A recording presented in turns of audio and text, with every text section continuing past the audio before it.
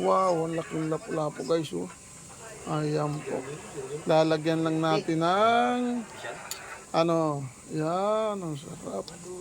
Malunggay lang po guys, kamatisan lang po tayo. Para sa ating pananghalian guys, ayan. Masarap. Yan po. Minikos-mikos na natin guys. Ayan. Kumukulo na. Ayan po, ilalagay ng ating malunggay guys. Ayan. Ang ating pong new chef cook. Ayan siya. Guwapong guwapo. Nakangiti. Parang walang rayuma. Ayan. Ayan po.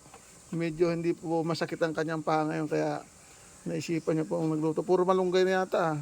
Hindi nakita yung isda. Ayan.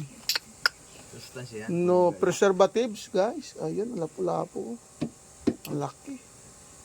Natabunan na po ng malunggay. Yan ang ating mamsa guys. Oh. Sarap na naman ang kain ng ating. Higop abaw tayo nito guys. Higop abaw. Tama-tama po to. Medyo maulan at makulimlim ang panahon. Pero para pong lumilis ng ating bagyo. Kaya magluluto tayo na sinabaw. Yan. Paluto na guys pala. Ayan. Kulong-kulo na.